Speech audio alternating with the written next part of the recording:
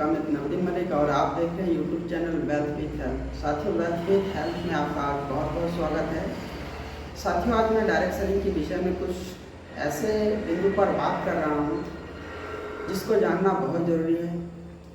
आज direct selling इतना अच्छा इंडस्ट्री होने के बावजूद, इतना गौरवशाली इंडस्ट्री होने के बावजूद, इस इंडस्ट्री से लाखों आदमी जो है अपना भविष्य बना रहे हैं। चाहे वो गरीब हो, अमीर हो, मध्य वर्ग हो, जैसा भी व्यक्ति हो, जो भी इससे चाहता है, इस इंडस्ट्री से कोई भी व्यक्ति जैसा भी चाहता है वैसा इससे पा सकता है। कोई व्यक्ति अगर धन चाहता है तो धन पा सकता है, सम्मान चाहता है सम्मान पा सकता है, और यदि देश विदेश की यात्रा करना चाहता है वो भी ये पा सकता है। उसके बावजूद भी इस इंडस्ट्री को लोग क्यों पसंद नहीं करते हैं, ये जानना बहुत ही आवश्यक है। कुछ बिंदु है, कुछ पॉइंट्स है जिस पर आज बात करना बहुत ही आवश्यक है। इस बिंदु या पॉइंट में देखा गया है कि डायरेक्ट सेलिंग का जो चेहरा है, जो छवि है, वो वास्तव में क्यों धूमिल हो रहा है, क्यों इसकी लोग बुराई करते हैं, क्यों ये कंपनी, ये इंडस्ट्री जो है बदनाम है। इसके विषय में आज कुछ पॉइंट पर हम बात करेंगे। सबसे पहला पॉइंट मैंने देखा है कि इसमें पोजीशन का एक भ्रम दिखाया जाता है। मतलब आप जानते होंगे कि कोई बड़ा लीडर किसी दूसरे कंपनी से आकर एक छोटे लीडर जो अभी अभी मेहनत करके थोड़ा सा टीम खड़ा किया है, उसके ऊपर उसे पोजीशन दिया जाता है। इस वजह से इस इंडस्ट्री को बहुत ज़्यादा क्षति हुआ है और ये लगभग हर एक कंपनी में हो रहा है। कुछ कंपनी जो अभी अभी आए हैं, कुछ कंपनी इस पर स्ट्रिक्ट है, और बाकी मैंने देखा है बहुत सारे कंपनी, मतलब पुराने जितने भी कंपनी हैं सभी कंपनी में ऐसा ही धांधली चलता है। कोई आता है बाहर से, उसको तुरंत ऊपर बिठा दिया जाता है और उसका जो पुराना बंदा है उसका सारा इनकम वो खा जाते हैं। तो ऐसा बहुत बार देखा गया है, इससे हमें बचना चाहिए। अगला इसमें जो पॉइंट दिया गया है वो अत्यधिक वादे और जो धोखेबाज कुछ एजेंट होते हैं। मतलब कुछ एजेंट जो है बहुत ज़्यादा वादे करते हैं कि आप आइए हमारे साथ, आप अपना आईडी लगाइए, आपको कुछ नहीं करना होगा और आप देखते देखते करोड़पति बन जाएंगे। ऐसे वादे करते हैं और बाद में वो उनको सिखाते नहीं हैं, उनको धोखा देते हैं, उनका फ़ोन भी नहीं उठाते, उसका आईडी लग गया, बस उनका काम हो गया। ये कई बार देखा गया है, जिस वजह से भी इस इंडस्ट्री को बहुत ज़्यादा क्षति पहुंचा है।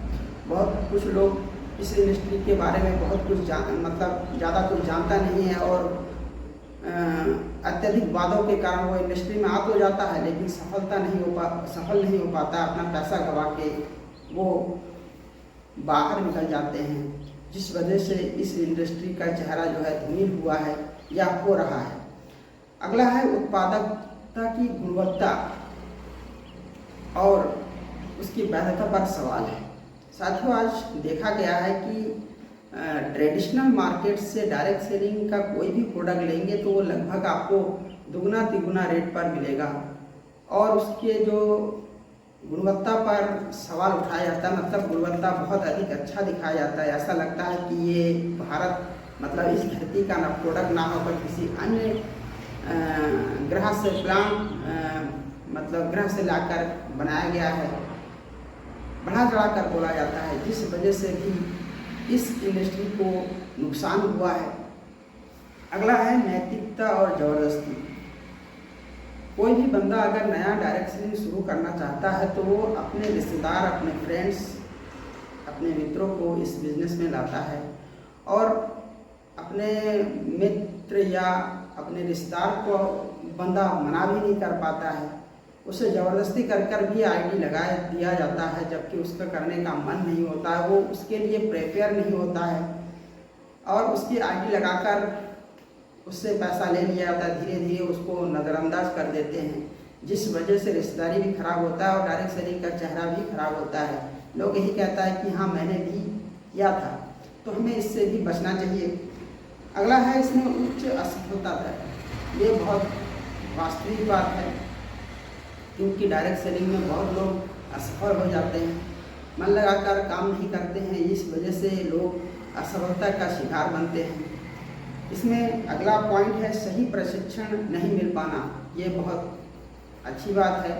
मतलब इसमें हम लोगों ने देखा है कि डायरेक्ट सेलिंग में जो नया बंदा आता है उसको प्रशिक्षण की कमी होता है।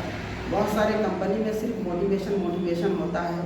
वास्तव में डायरेक्ट सेलिंग खाली मोटिवेशन से नहीं चलता है, इसको हमें सीखना होता है, इसके बारे में हमें गहनता से जानना होता है, प्रशिक्षण लेना पड़ेगा। जो भी कंपनी, जो भी इस समय इस इंडस्ट्री में कंपनियां हैं, उसको अधिक शिक्षा पर ध्यान देना चाहिए और पारदर्शिता रखना चाहिए, तभी इस इंडस्ट्री को अच्छे मुकाम पर पहुंचा सकते हैं। अगला इसमें जो पॉइंट है, मैंने देखा है कि वो गैर ज़रूरी लोगों से सलाह लेते हैं। बहुत सारे डायरेक्ट सेलर जो होते हैं गैर ज़रूरी है, जो गैर अनुभवी लोग होते हैं उससे सलाह लेते हैं और इस वजह से भी वो असफल हो जाते हैं और डायरेक्ट सेलिंग का चेहरा जो है धूमिल होता है। इस प्रकार से साथियों मैंने कुछ पॉइंट पर आज बात किया है। अगर आपको ये जानकारी अच्छा लगा है तो मेरे वीडियो को लाइक कीजिए, चैनल को सब्सक्राइब करें ताकि ऐसे वीडियो आपको मिलता रहे। मिलते हैं एक नए वीडियो में, तब तक के लिए जय हिंद, जय भारत।